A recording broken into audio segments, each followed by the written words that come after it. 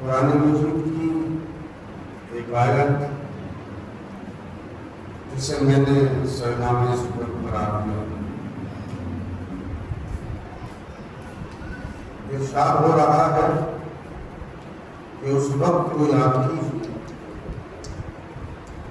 جب ہم نے تمام نبیوں کی روحوں سے یہ وعدہ دیا کہ ہم انہیں کتاب اور حکمت عطا کر رہے ہیں، مگر کچھ شرطوں کے ساتھ، اور شرطیں یہ ہیں کہ تم سب کے بعد ایک نبی آئے گا، تمہیں اس پر ایمان بھی لانا ہے اور اس کی مدد بھی کرنی ہے۔ دیکھیے قرآن مجید کی آیت ہے اور میں منبر سے پڑھ رہا ہوں تو ظاہر ہے کسی حوصلے اور بھروسے کے ساتھ پڑھ رہا ہوں، ایک لفظ بھی گنجائش امکان نہیں ہے کہ میں نے کوئی لفظ اپنی طرف سے ایسا پڑھا ہو جو قرآن مجید میں نہ ہو، یا میں نے ترجمے میں کوئی خیانت سے کام کیا ہو، توجہ رکھیے گا۔ اصل میں معاملہ یہ ہے کہ اللہ عالم ارواح میں یہ وعدہ لے رہا ہے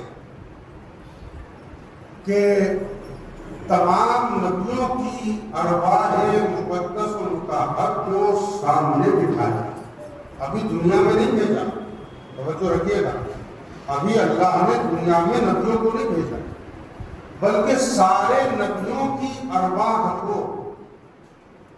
اپنے حضیرہ قدس میں بٹھا کے ایک عہد و پیمان لیا اللہ نے سب سے، سوائے محمد کے، توجہ رکھیے گا، سب سے پیغام دیا۔ اور دیکھیے یہ کوئی نئی بات نہیں ہے، اگر آپ اس بات پر تعجب کریں تو اللہ نے عہد و پیمان ہماری روحوں سے بھی لیا۔ کیا قرآن مجید میں نہیں ہے کہ اللہ نے کہا کہ الست بربکم، کیا میں تمہارا رب نہیں ہوں؟ تو سب روحوں نے کہا جو آج دین پر قائم ہے، قالوا بلا، کہنے لگے پروردگار ہاں ہاں تو ہمارا رب ہے۔ تو اللہ نے جس کی روح سے وعدہ کیا اور جس روح نے اللہ سے وعدہ کیا وہ آج دنیا میں دولت ایمان سے سرفراز ہے۔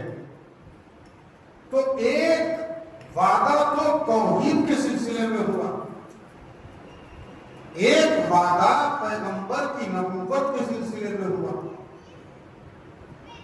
اور ایک وعدہ علی کی ولایت کے سلسلے میں۔ اب میں دیکھیے اس تمہید کے بعد کوشش کر رہا ہوں کہ جو میں کہنا چاہتا ہوں وہ آپ تک پہنچ جائے۔ یہ باتیں ہیں عالم ارواح کی باتیں ہیں، نہ مجھے یاد ہے نہ آپ کو یاد ہے، لیکن ایمان آپ کو بھی رکھنا ہے اور مجھے بھی رکھنا ہے، اس لیے کہ قرآن کہہ رہا ہے کی باتیں چھوڑیے. اللہ تو قرآن میں کہہ رہا ہے کہ ہم نے دنیا میں بھیجنے سے پہلے آدم سے عیسیٰ تک جتنے نبی ہیں سب کو اپنے سامنے بٹھایا اور سب کی روحوں سے عہد و پیمان لیا کہ ہم تمہیں کتاب بھی دیں گے, ہم تمہیں حکمت بھی دیں گے, ہم تمہیں نبی بھی بنائیں گے, ہم تمہیں معصوم بھی بنائیں گے, ہم تمہیں ہادی بھی بنائیں گے, مگر شرط یہ ہے. اور باب سبق تھوڑی سی توجہ تاکہ میرے لیے گفتگو کرنا آسان ہو جائے, توجہ رکھیے گا. ہم تمہیں ساری چیز دیں گے مگر شرط یہ ہے کہ تم سب کے بعد ایک نبی آئے گا, تمہیں اس پر ایمان بھی لانا ہے اور اس نبی کی تم سب کو مدد بھی کرنی ہے. دیکھیں ترجمہ تمام ہو گیا. میں اب آپ سے سوال کرتا ہوں. اللہ کہہ رہا ہے اے آدم, آدم کی روح سامنے ہے, اب ایک ایک کر کے بتاؤں روح کی روح سامنے ہے, ابراہیم خلیل خدا کی روح مبارک سامنے, موسیٰ عیسیٰ کی ارواح مبارک سامنے, اور اللہ سب سے کہہ رہا ہے تمہیں نبوت دے رہا ہوں اس شرط پر کہ میرے محمد پر ایمان لانا, تمہیں عصمت اس لیے دے رہا ہوں کہ میرے محمد پر ایمان لانا, تمہیں کتاب اس لیے دے رہا ہوں کہ میرے محمد پر ایمان لانا. اور اس کے بعد اللہ نے کہا کہ ایمان بھی لانا ہے اور مدد بھی کرنی ہے. اب بھائی قرآن کی لفظیں ہیں, لاؤڈ اسپیکر سے آواز بہت دور تک جا رہی ہوگی, لہذا جو جہاں سن رہا ہے اور آپ سن رہے ہیں مجلس ریکارڈ ہے, قرآن کی آیت ہے, سرکار میں ہاتھوں کو جوڑ کے پوچھنا چاہتا ہوں, اب مجھے ایک بات بتائیے کہ اللہ آدم سے کہہ رہا ہے کہ تمہارے بعد محمد آئیں گے, بالکل کھلی بات, توجہ رکھیے گا, تمہیں ایمان بھی لانا ہے مدد بھی کرنی ہے. تمہارے بعد محمد آئیں گے, ایمان بھی لانا ہے مدد بھی کرنی ہے. ابراہیم محمد آئیں گے تمہارے بعد, مدد بھی کرنی ہے, ایمان بھی لانا ہے. یوسف تمہارے بعد محمد آئیں گے, ایمان بھی لانا ہے مدد بھی کرنی ہے. بس ارباب اعظم میں آپ سے پوچھنا چاہتا ہوں, اگر آپ مجھ سے یہ کہیں کہ پرسوں مجلس پڑھنے کے لیے سیف پور میں ایک مولانا آئیں گے, آپ کو ان کے بارے میں تعریف بھی کرنی ہوگی اور ان کی خدمت بھی کرنی ہوگی, تو میں آپ سے کہوں گا نا کہ صاحب تعریف تو میں کر دوں گا, اس لیے کہ تعریف تو غائب کی بھی ہو جاتی ہے, لیکن خدمت کیسے کروں گا, اس لیے کہ میں تو کل چلا جاؤں گا اور وہ پرسوں آئیں گے, تو خدمت کا مطلب کیسے ہوگا.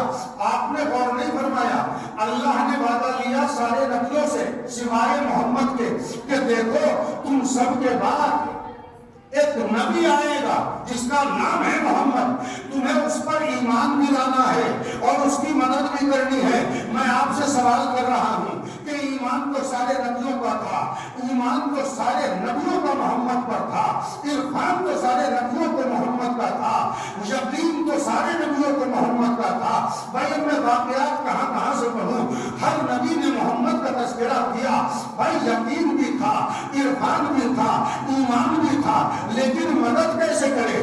اس لیے کہ جب محمد آئے تو آدم آ کے جا چکے تھے, نوح آ کے جا چکے تھے, موسیٰ عیسیٰ آ کے جا چکے تھے, ابراہیم آ کے جا چکے تھے, یوسف یعقوب آ کے جا چکے تھے, زکریا یحییٰ آ کے جا چکے تھے.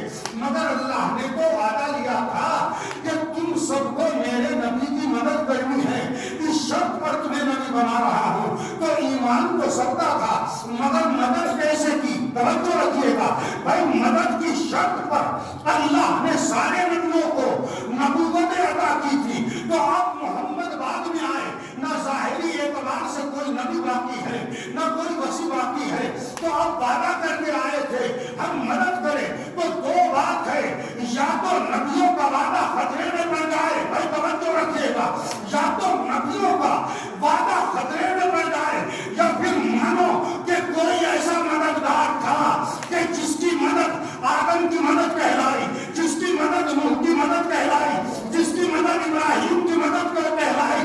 بھائی یہی وجہ ہے اس مددگار کا نام حسین ابن علی ہے. ہم اس لیے زیارت میں کہتے ہیں اے آدم کے وارث حسین تجھ میں سلام, اے نوح کے وارث حسین تجھ میں سلام. حسین اس لیے وارث انبیاء کہ حسین نے سارے نبیوں کے بدلے محمد کے مقصد کی مدد. اور سرکار مدد کرنے کے دو معنی ہوتے ہیں. کبھی مدد ہوتی ہے انسان کی ذات کی مدد ہوتی ہے اور کبھی مدد اس کے مشن کی ہوتی ہے.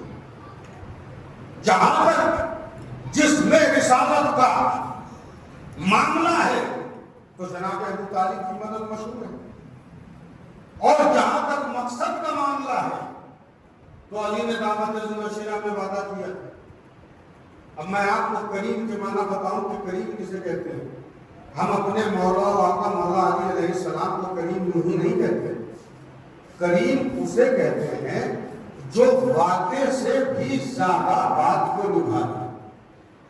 بھائی دیکھیے, آپ نے مجھ سے کہا کہ جب تک آپ زندہ ہیں آپ کو 9 تاریخ میں ہمارے یہاں نظم چکھنے آنا ہے. آپ سے ہمارا حیاتی وعدہ. بھائی زندہ رہوں گا تو وعدہ, اور اگر مر گیا تو وعدہ ختم ہے نا.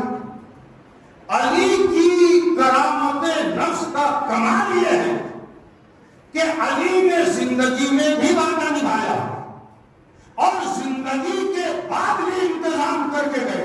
توجہ رکھیے گا. تو اب اللہ نبوت دے رہا ہے اس شرط پر کہ تمہیں مدد کرنی ہے اور سارے نبی آگے جا چکے. تو اب کوئی مددگار تلاش کرو کہ جس نے آدم کے بدلے مدد کی ہو, نوح کے بدلے مدد کی ہو, ابراہیم کے بدلے مدد کی ہو. بھائی ہم اپنے حسین علیہ السلام کو اسی لیے تو وارث انبیاء نہیں کہتے بھائی, اس لیے کہ حسین نے مدد کر کے آدم کی صحبت کو بچایا, حسین نے مدد کر کے نوح کے تقوی کو بچایا, نوح نے مدد کر کے ابراہیم کے وقار کو بچایا. توجہ ہے آپ نے سنا, سب کی مدد کی ہے حسین ابن علی نے. اور حسین, اب جملہ سنیے گا, اب سمجھ میں آیا کہ حسین نے تنہا یہ نہیں کہا تھا. پوری توجہ سے بیدار ہو کے سنیے, چند لمحات کی گفتگو ہے. حسین نے یہ نہیں کہا میں یزید کی بیعت نہیں کروں گا, بلکہ یہ کہا میرے جیسا اس کے جیسے کی بیعت نہیں کرے گا. یعنی کیا مطلب, اگر آدم نے شیطان کی بیعت کی ہوتی تو میں بھی کر لیتا, اگر ابراہیم نے نمرود کی بیعت کی ہوتی تو میں بھی کر لیتا, اگر موسیٰ نے فرعون کی بیعت کی ہوتی تو میں بھی کر لیتا. تو جو ہے اگر محمد نے ابو لہب و ابو جہل کی بیعت کی ہوتی تو میں بھی کر لیتا. حسین نے خالی اپنا تذکرہ نہیں کیا, آدم سے قیامت تک آنے والے ہر پاکیزہ نفس کا تذکرہ کر کے بتایا کہ میرے جیسا یزید جیسے کی بیعت نہیں کر سکتا. اگر حسین دستے بیعت بڑھا دیتے تو خدا کی قسم آدم کا سر جھک جاتا, نبیوں کی کاوشیں برباد ہو جاتی. اور اب دنیا ہم سے کہتی ہے, دنیا ہم سے پوچھتی ہے, اور ایک شعور ہے. شاید میرے سامنے کچھ پڑھے لکھے لوگ بیٹھے ہیں, وہ میری بات کو پہنچیں گے کہ میں کیا کہنا چاہتا ہوں. نعوذ باللہ, نوجوان طبقہ ان باتوں کو شاید نہ جانتا ہو. حسین نعوذ باللہ خاتم الانبیاء زندو تھے, کیا ضرورت تھی بیعت سے انکار کرنے کی؟ اچھا میں ایک لفظ ضرور کہوں گا, آپ یہ الفاظ کتنے گھناؤنے ہیں کہ آخر حسین کو بیعت کرنے نہ کرنے کی ضد کیوں تھی. تو بھائی میں پوچھنا چاہتا ہوں کہ یزید کو بیعت لینے پر اتنا اصرار کیوں تھا؟ توجہ رکھیے گا, تھوڑا سا بیدار ہو جائیے. میں جانتا ہوں کہ آپ مسلسل تھکے ہوئے ہیں, گرمی کا عالم ہے اور آپ حسین کے عزادار ہیں, مگر میں آپ سے امام حسین کی محبت میں ذرا سی توجہ کا طالب ہوں. بھائی یہ کہتے ہو حسین کو بیعت نہ کرنے پر اتنی ضد کیوں تھی؟ ہمارا سوال یہ ہے کہ یزید کو حسین سے بیعت لینے پر اتنا اصرار کیوں تھا؟ نہیں, جملہ سنیے گا. یزید جانتا تھا کہ جب تک حسین بیعت نہیں کریں گے, اب اردو کا بڑا سخت جملہ ہے, جو سمجھ گئے وہ سمجھیں گے کہ میں نے کوئی جملہ سخت کیا ہے. یزید جانتا تھا کہ جب تک حسین بیعت نہ کریں گے خلافت کی راہ میں شریعت کا محاذ باقی رہے گا. توجہ رکھیے گا. بھائی کیا ضرورت تھی حسین کو بیعت کر لیتے؟ اور لوگوں نے تو یہاں تک کہا، آج بھی کہتے بھائی کیا ضرورت تھی، اتنا بڑا معاملہ ہو گیا، حسین بیعت کر لیتے. جب سب نے بیعت کی تو حسین نے بیعت کیوں نہیں کی؟ بھائی مولانا مودودی اہل سنت والجماعت بھائیوں کے عالم دین ہے، میرے گھر کے عالم نہیں ہے. جائیے کتاب پڑھیے، خطبات مودودی میں لکھا انہوں نے. جب لوگوں نے ان سے کہا جب سب نے بیعت کی تھی تو حسین نے یزید کی بیعت کیوں نہیں کی؟ تو مولانا مودودی نے پلٹ کے کہا یہی تو میں پوچھتا ہوں کہ جب حسین نے بیعت نہیں کی تو سب نے بیعت کیوں کی تھی؟ بھائی آپ شاید میری بات کو نہیں سمجھے. بھائی مولانا مودودی سے کسی نے کہا کہ جب سب نے بیعت کی تھی تو حسین نے بیعت کیوں نہیں کی؟ تو مولانا مودودی نے کہا میں یہی تو پوچھنا چاہتا ہوں جب حسین نے بیعت نہیں کی تو سب نے بیعت کیوں کی تھی؟ دیکھنا چاہیے تھا کہ حسین بیعت نہیں کر رہے ہیں، حسین نے بیعت نہیں کی.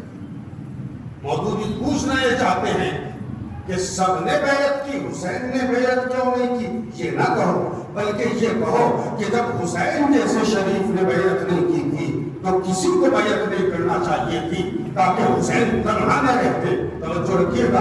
اور حسین نے انکار بیعت کیا. کمال ہے، انکار بیعت کر کے آج بتائیے کہ بیعت لینے والا زندہ ہے، مانگنے والا زندہ ہے یا انکار کرنے والا زندہ ہے؟ توجہ رکھیے گا. بھائی شریعت کا پورا انحصار دو نہیوں پہ ٹکا ہوا ہے، دو انکاروں پہ ٹکا ہوا ہے. بھائی کلمہ توحید کی ابتدا بلا، جس کے معنی ہے نہیں کوئی خدا نہیں سوائے اللہ کے، اور حسین کی کربلا کی ابتدا بھی نہیں مجھ جیسا تجھ جیسے کی بیعت نہیں کرے گا. حسین نے بیعت نہیں کی.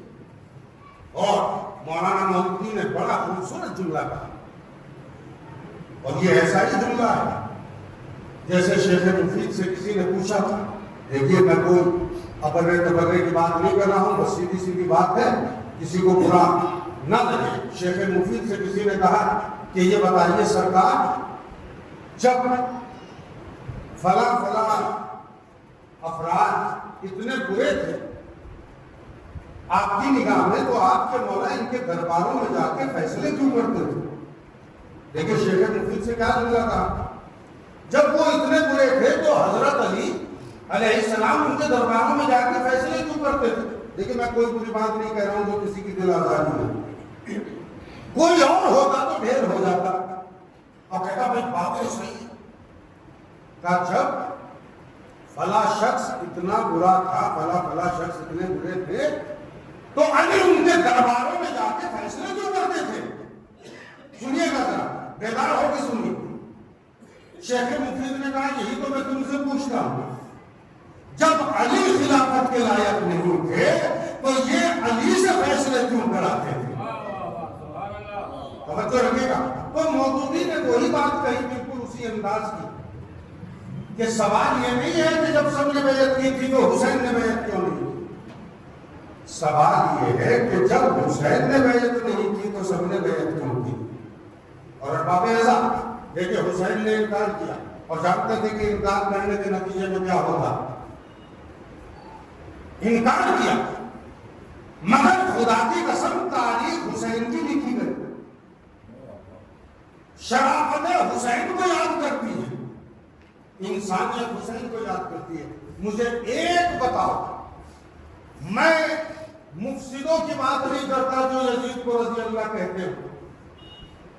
دیکھیے یہ تو اپنا اپنا ذوق ہے، کوئی یزید کو بھی رضی اللہ کہتا، لیکن عالم اسلام میں کیا پوری دنیا میں یزید کا طرفدار کوئی نظر نہیں آتا، حسین کے طرفدار دنیا نظر آتی.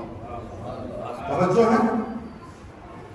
اب صاحب کچھ لوگ فیس بک پہ ادھر ادھر سے کہا صاحب یہ تو کاتب وہی تھا اور یہ تو فلاں تھا اور یہ تو رضی اللہ ہے اور یہ تو فلاں ہے اور یہ تو فلاں ہے. یزید کے بارے میں اب بتائیے اس سے بھی بڑی دل آزاری ہو کیا ہو سکتی ہے؟ کہ یزید جیسے کتے اور بندروں سے کھیلنے والے کو دنیا رضی اللہ کہہ رہی ہے. بس ہم یزید کو برا نہ کہیے, ہم تو یزید کو خلیفہ مانتے ہیں. دیکھیں پھر جواب لوگ بڑے من چلے ہیں. ڈاکٹر صاحب لکھنؤ میں ایک وکیل صاحب تھے, انہوں نے ایک مقدمہ دائر کر دیا تھا. جب ان کا دماغ خراب ہو گیا ہے سنتے سنتے کہ صاحب یزید کو برا نہ کہیے, ہماری بھاوناؤں کو ٹھیس پہنچتی ہے, ہم نہیں چاہتے کہ کوئی یزید کو برا کہے. تو ایک شخص نے کورٹ میں کیس ڈالا کہ آج سے کوئی شیطان کو برا نہ کہے, میری بھاوناؤں کو تکلیف پہنچتی ہے. تو یہ تو اپنا اپنا ذوق ہے, کوئی انسان کیا مانتا ہے. لیکن اگر انسان کی انسانیت زندہ ہے وہ کسی کی بھی تعریف کرے مگر یزید کی تعریف نہیں کر سکتا. توجہ رکھیے گا. اور اگر انسانیت زندہ ہے تو حسین کی تعریف کیے بغیر رہ نہیں سکتا. میں دلیل دے رہا ہوں خدا کو قسم. آئیے اپنے اپنے مذہب پہ تو سب کو غلبہ ہوتا ہے, مجھے بھی, آپ کو بھی, آپ کو بھی, آپ کو بھی. سب کا مذہب اپنی جگہ نہیں ہے, کسی کے مذہب کو برا نہ کرو. میں جو پوجا کر رہا ہے وہ بھی اپنی عبادت کر رہا ہے, جو نماز پڑھ رہا ہے وہ بھی اپنی عبادت کر رہا ہے. کسی کو کچھ کہنے کا ادھیکار نہیں ہے, سب کا مذہب اپنی جگہ ٹھیک. لیکن بات تو جب ہے کہ کوئی اسلام کا ہیرو ایسا ہو جسے دنیا یاد کرتی ہو, اسے حسین ابن علی کہتے ہیں. چاہیے سکھ سماج میں جائیے, لیکن میری بات کی تعریف کریں گے عرفان بھائی توجہ سے, کیونکہ انہیں باتوں کی کافی نالج ہے. جائیے سکھ سماج میں, بابا گرو نانک کا عجیب فکرہ ہے. وہ کہتے ہیں حسین کو, فکرہ سنیے گا ان کا, حسین کو وہی مانتا ہے جس کا ضمیر زندہ. حسین ضمیر والوں کے مولا ہے, بے ضمیروں کے نہیں ہے. یہ میرا فکرہ نہیں ہے سرکار کے مولوی بیٹھا منبر پر اپنے جملے سنا کے چلا گئے. شری گرو نانک جی کا جملہ. وہ کہتے ہیں کہ حسین جس کا ضمیر زندہ ہے, جس کے اندر حیا باقی ہے, وہ حسین کو ضرور مانے گا. چلیے اور آگے بڑھیے. ہندوستان کی عظیم شخصیت شری مہاتما گاندھی جی, وہ کہتے ہیں جب ہندوستان میں 1929 سے غالباً انقلاب کی سرگرمیاں شروع ہوئی اور حضرت موہانی نے نعرہ دیا انقلاب زندہ باد, اور انگریزوں کی تاناشاہی سے ہندوستان کو وطن کو آزاد کرایا, تو آپ جانتے ہو گاندھی جی سے کسی نے کہا کہ چند لوگ لے کے اتنے سارے لوگوں سے کیسے مقابلہ کرو گے, کہاں سے ہمت ہوئی تمہیں؟ کہا سنو, میں نے جیتنے کا ہنر کربلا سے سیکھا. توجہ رکھیے گا. تب تھوڑے آدمی لے کر مقصد کی طرف نکل کے مقصد کو حاصل کرے, یہ میں نے حسین سے سیکھا ہے. اور ایک بات اور سیکھی ہے, شری گاندھی جی نے کہا سنو کہ ضروری نہیں ہے کہ جیت گلا کاٹ کے ملے, گلا کٹوا کے بھی جیت مل سکتی ہے. بس یہ ہے کہ ہمارا مقصد تھا, اور حسین اپنے مقصد میں تھے. تو بات تو جب ہے کہ حسین ایسے ہیرو ہیں جنہیں دنیا سلام کرتی. شریمتی سروجنی نائیڈو کہتی ہے کہ اسلام جب مجھے انسانیت کو سلام کرنے کو جی چاہتا ہے تو میں حسین کو سلام کرتا ہوں. فکرے سنیں گے آپ, کتنے عظیم فکرے ہیں. اور سب سے آخر میں جو چونکانے والا فکرہ ہے وہ ڈاکٹر بھیم راؤ امبیڈکر جی کا جملہ ہے. وہ تو ایسا لگتا ہے جنہوں نے کربل کتھا کو بہت دھیان اور دھیان سے پڑھا تھا, اور پڑھنے کے بعد وہ باریک نکتہ نکال کے لائے. بھیم راؤ امبیڈکر جو کوئی عام طریقے سے کسی کی نظر نہیں جاتی, ہم مسائل کی منزل میں بس سن کے چلے جاتے ہیں, مگر بھیم راؤ امبیڈکر نے حسین کے خطبوں پر نظر نہیں کی, بھیم راؤ امبیڈکر نے حسین کے جملوں پر نظر نہیں کی, بھیم راؤ امبیڈکر نے حسین کی تسبیح و تحلیل پر نظر نہیں ساری کربل کتھا کو پڑھ کے بھیم راؤ امبیڈکر نے کہا سنو، ارے میں نے حسین کے یہاں سب سے زیادہ ذات پات کے فرق نہ ہونے کی بات دیکھی۔ بھائی اپنے مطلب کی بات ڈاکٹر بھیم راؤ امبیڈکر نے نکالی، وہ کہتے ہیں میں نے حسین کے یہاں ذات پات کا کوئی مطلب نہیں دیکھا، اونچ نیچ کا مطلب نہیں دیکھا، غلام اور آقا کا فرق نہیں دیکھا، میں نے برادری اور غیر برادری کا فرق نہیں دیکھا۔ بھیم راؤ امبیڈکر نے کہا میں نے دیکھا کہ عصر عاشور جس زانو پر علی اکبر کا سر تھا اسی زانو پر حبش کے غلام جون کا سر تھا۔ یہ حسین کی ایک عملی تصویر ہے، یہ حسین کی ذہنی ہے۔ خدا کی قسم کائنات میں کوئی حسین جیسا نہیں، کسی کا جگر نہیں ہے جو حسین کے جیسا۔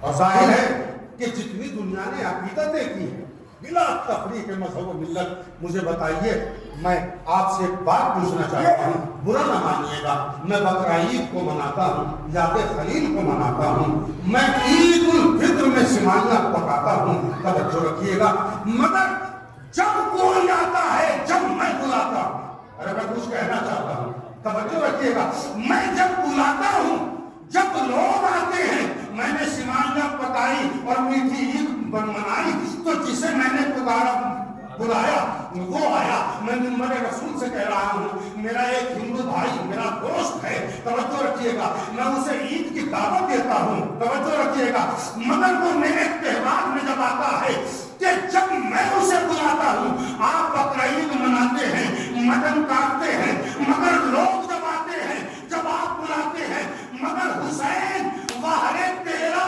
یہ انتظام اعضا وہ ہے کہ کوئی کسی کو بلانے نہیں جاتا، راستوں میں کوئی جلوس کے احترام میں کھڑا ہے، کوئی پانی پلانے کے لیے کھڑا ہے۔ اس کا مطلب یہ ہے کہ یاد حسین سب سے نرالی، اس میں کوئی ایسی جاذبیت ہے جو کسی اور چیز میں نہیں۔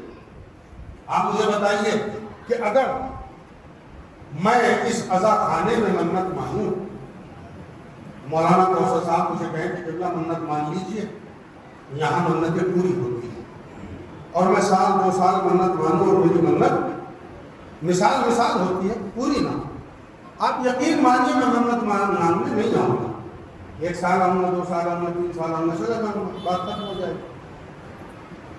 کچھ تو بات ہے حسین کے دربار میں،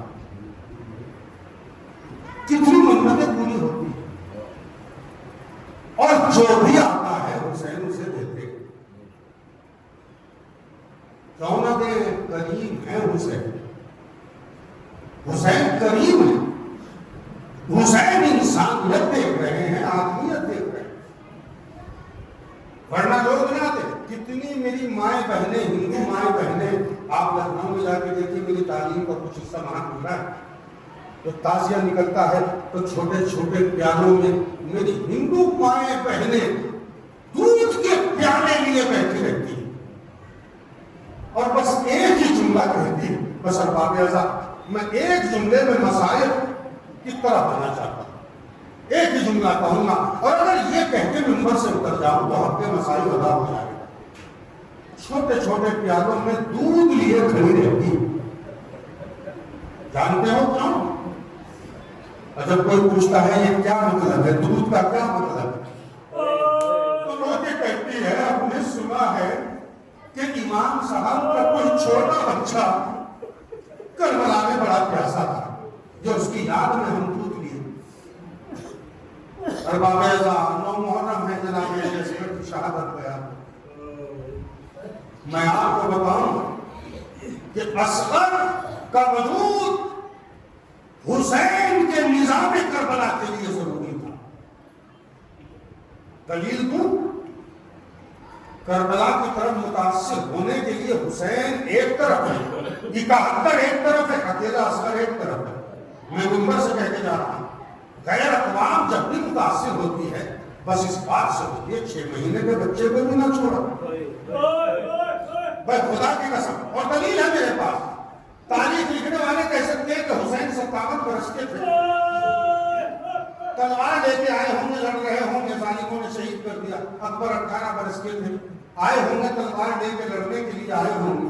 قاسم 13 برس کے تھے، تلوار لے کے آئے ہوں گے۔ اور محمد تلوار لے کے لڑنے آئے ہوں گے۔ توجہ ہے باب اعظم، سب کے بارے میں کوئی کچھ کہہ سکتا ہے، لیکن جب یہ پتا چلے گا کہ 6 مہینے کا بچہ وہ کون سی تلوار اٹھائے گا، وہ کون سا تیر چلائے گا کسی پر، وہ کسی کا کیا بگاڑے گا۔ بھائی یہی ہے جہاں سے ذہن منقلب ہوتا ہے، جہاں سے انسان حسینی بنتا ہے۔ اور باب اعظم سنیں گے، بچے جملے مسائل کے سنیے گا۔ علی اصغر کتنے پیاسے تھے؟ اتنے پیاسے تھے کہ تاریخ بتاتی ہے کہ اگر حسین اصغر کو میدان میں نہ لاتے تو اصغر پیاس کی شدت سے مر جاتا۔ حسین میدان میں آئے اور آ کے استغاثہ بلند کیا۔ صاحب ریاض القدس نے لکھا کہ حسین نے جب حلمین کہا تو 3 مرتبہ کہا۔ پہلی بار کہا کہ کوئی ہے میرا یاور و مددگار، تو آسمان سے ندا آئی، آقا اجازت ہو تو میں زمین پر گر جاؤں۔ دوسری مرتبہ حسین نے حلمین کہا تو جعفر جن نے آ کے کہا مولا اجازت ہو تو میں نے واصل جہنم کر دوں۔ تیسری مرتبہ جب حلمین کہا تو اصغر نے اپنے کو جھولے سے گرا دیا۔ حسین نے پلٹ کے دیکھا قرآن برپا ہو رہا تھا۔ اے بیویوں میری زندگی میں رونے کی وجہ کیا ہے؟ کہا مولا ارے اصغر نے آپ کی آواز کو سن کے اپنے کو جھولے سے گرا دیا۔ کہا میرے لال کو مجھے دے دو۔ ارے رباب نے اب بچے کی زلفوں میں اپنی انگلیوں کا کندھا کیا اور آخری مرتبہ اصغر کی پیشانی کو چوما، گلے کو نہ جانے کا سوچ کر بوسہ دیا اور یہ کہہ کے حسین کو دے دیا۔ حسین ایسے لے کے چلے جیسے کوئی قرآن کو کپڑے میں دبا کے لے جاتا ہے۔ ارے میدان کربلا کی طرف آئے اور باب اعظم سنیں گے، سنیے۔ اور آگے ایک جملہ کہا حسین نے، اے فوج اشقیا، اس کی ماں کا دودھ خشک ہو گیا ہے، ایک قطرہ آب اس بچے کو دے دو۔ مگر جب ستمگروں نے کوئی جواب نہ دیا، حسین نے کہا میں بچے کو جلدی خواب کے لٹا رہا ہوں۔ اگر تم سمجھتے ہو کہ میں بچے کے بہانے پانی پی لوں گا تو ایسا نہیں ہے، تم خود آ کے اسے پانی پلا دو۔ مگر باب اعظم اصغر کو جلدی خواب پہ لٹایا مگر کسی نے پانی نہ دیا۔ تو حسین نے اٹھا کے ایک جملہ کہا، ارے تمہیں نظر نہیں آتا اللہ ترون کیف یتلظی، ارے دیکھو تو صحیح میرا بچہ کیسے تڑپ رہا ہے۔ علماء نے لکھا کہ تلظی کے معنی جو حسین نے کہا میرا بچہ تڑپ رہا ہے، تو تڑپنے کے کئی معنی ہوتے ہیں۔ ارے جانور کے تڑپنے کو تلظی نہیں کہتے، پرندے کے تڑپنے کو تلظی نہیں کہتے۔ علماء نے لکھا کہ تلظی کہتے ہیں مچھلی کے تڑپنے کو، مگر مچھلی کے تڑپنے کی 3 کنڈیشن ہوتی ہے۔ پہلی کنڈیشن جب مچھلی کو پانی سے باہر نکالا جاتا ہے تو وہ الٹتی ہے، اچھلتی ہے، اس تڑپنے کو بھی تلظی نہیں کہتے۔ دوسری کیفیت ہوتی ہے جب مچھلی کبھی ادھر کروٹ لیتی ہے کبھی ادھر کروٹ لیتی ہے، اسے بھی تلظی نہیں کہتے۔ حسین نے کہا میرا بچہ کیسے تڑپ رہا ہے، مگر ایک کیفیت مچھلی میں آتی ہے جب ادھر ادھر ہونے کی ہمت نہیں ہوتی تو مچھلی کبھی منہ کھولتی ہے کبھی بند کرتی ہے۔ حسین نے کہا دیکھو ارے میرا آسمان کیسے تڑپ رہا ہے۔ باب اعظم کہا بیٹے حجت خدا کے بیٹے ہو، اپنی پیاس کا اظہار کرو۔ اور اصغر نے اپنی خشک زبان کو ہونٹوں پہ پھلانا شروع کیا۔ فوج اشقیا رونے لگی، ہرملا کو آواز دی گئی، ارے کہاں ہے حسین کے کلام کو مقتدا کر دے۔ ارے 3 بھال کا تیر سنسناتا ہوا اصغر کے گلے میں پیوست ہو گیا۔ ارے خون چلو میں حسین نے بھرا، آسمان کی طرف رخ کیا، آسمان سے انکار کی آواز آئی، زمین کی طرف رخ کیا، زمین سے انکار کی آواز آئی۔ کہا پروردگار گواہ رہنا، ارے خون کو چہرے پر ملا اور باب اعظم اصغر کو لے کے چلے۔ بس 2 جملے مسائل کے، اور جیسے ہی سکینہ نے دیکھا آواز دے کے کہا بابا اصغر سے زیادہ پیار کرتے ہو، اسے پانی پلا لائے اور میں پیاسی رہ گئی۔ مگر جب رباب نے اصغر کے اوپر سے کپڑا دیکھا کہ اصغر دنیا میں نہیں ہے، بس لاشے کو لے کے ایک جملہ کہا، اے میرے بچے، ارے تیرے سنکے تو جانور بھی ذبح نہیں ہوتے۔ لاش کو چوما اور حسین علی اصغر کی لاش کو زیادہ دیر خیمے میں رکھ نہیں سکے، بیویاں بے قرار ہو گئی ہوں گی۔ ارے اصغر پہنچے، اصغر کو لے کے پہنچے، پشت خیمہ کو حسین پہنچے، ذوالفقار سے تلوار بنائی۔ بس ایک جملہ اور مسائل تمام ہے، پشت خیمہ پہ تلوار سے قبر بنا رہے ہیں حسین، اصغر کی ننھی سی قبر بنانا چاہتے ہیں کہ کسی نے آ کے سلام کیا۔ حسین نے کہا بھائی تو کون ہے؟ تیرا سلام بتاتا ہے تو اجنبی ہے، کیونکہ دشت غربت میں حسین کو کسی نے سلام نہیں کیا۔ کہا مولا میں قاصد صغرا ہوں۔ ارے خط کو لیا، اب جو خط کو پڑھنا شروع کیا بہت سی باتیں لکھی تھی، مگر ایک جملہ لکھا تھا، اے بابا میری امانت پہنچا دینا، اور میری امانت یہ ہے کہ میرے بھائی اصغر کو پیار کرنا۔ ارے جیسے ہی خط کا جملہ سنا حسین نے یہ پڑھا، خط زمین پر گر گیا، اصغر کی لاش کو اٹھا کے چوما اور چوم کے کہا اے قاسم صغرا، ارے گواہ رہنا میں اصغر کی میت چوم رہا ہوں، صغرا کا ارمان پورا کر رہا ہوں۔ اِنَّا لِلَّهِ وَإِنَّا إِلَيْهِ رَاجِعُونَ۔